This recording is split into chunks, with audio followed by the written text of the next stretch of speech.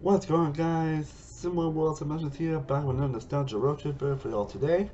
And now we're going to talk about some Cartoon Network shows for these series, because obviously I love Cartoon Network. Again, I love watching a lot of Disney Channel, Nickelodeon, and Cartoon Network growing up. Cartoon Network was probably my shit, honestly. It's the one I probably watched the most.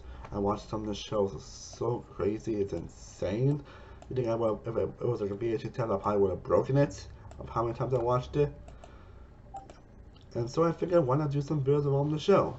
So today's video, I'm going to talk about what so my favorite Cartoon Network show, that is Edd, Edd N Eddy.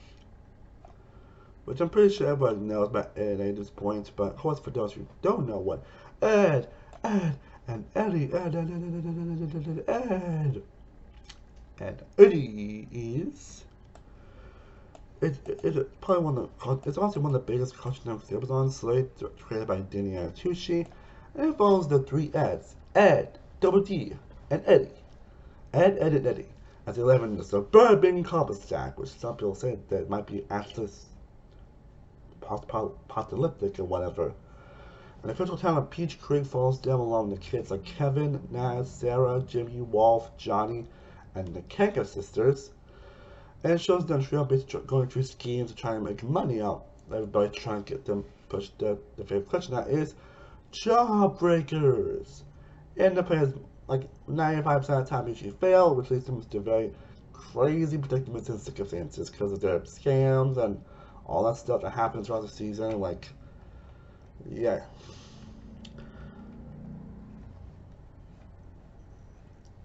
And it's right now is probably still one of the longest shows to appear on Cartoon Network, and for good reason.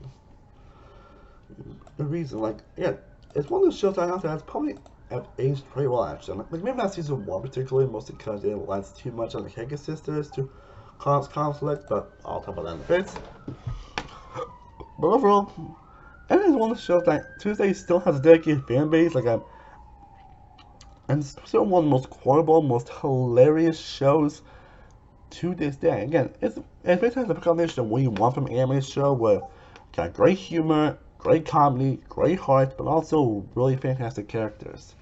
Then once some may be kind of one note, the one of the characters that do work, that do elevate the material, that do end up elevating everything. Like the Eds are hilarious. Like got Ed, who basically is a dumb, dim-witted character who has no chin, been unibrow and so into like monster movies and always has a positive attitude, which I always relate to, honestly. And it's just one of the most charming characters I've ever seen in any animated show ever. Like, you just can't help but everything, can't help but love him whenever he's on screen.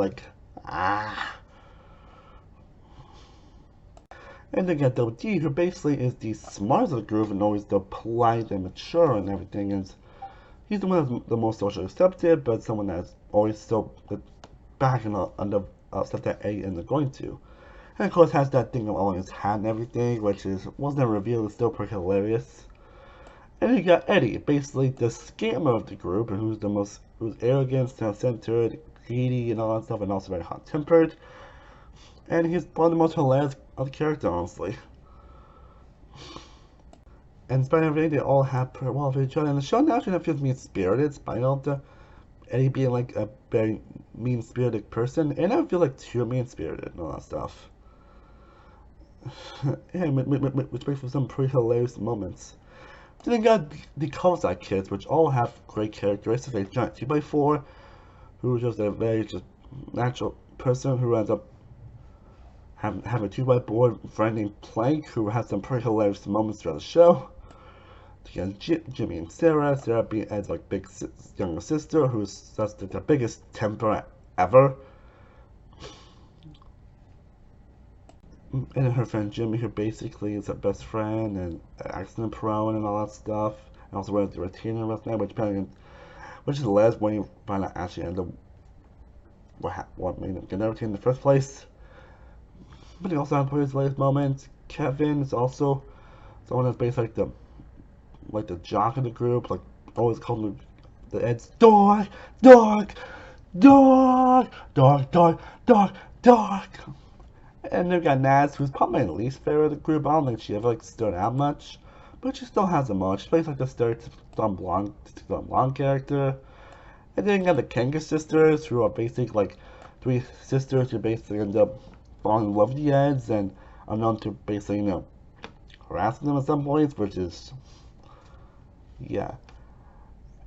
Yeah, and I do enjoy them, honestly, though. Actually, not much season 1, mostly because they end up becoming callous to a lot of issues with the scams actually going well for the Eds season 1, but they end up coming in and ruin everything. Like, no real reason. But they went as took on to get actually more better with that, honestly. Thank God that. And then we got Rolf, who's honestly one of my favorite supporting characters. I don't know what it is about the immigrant characters.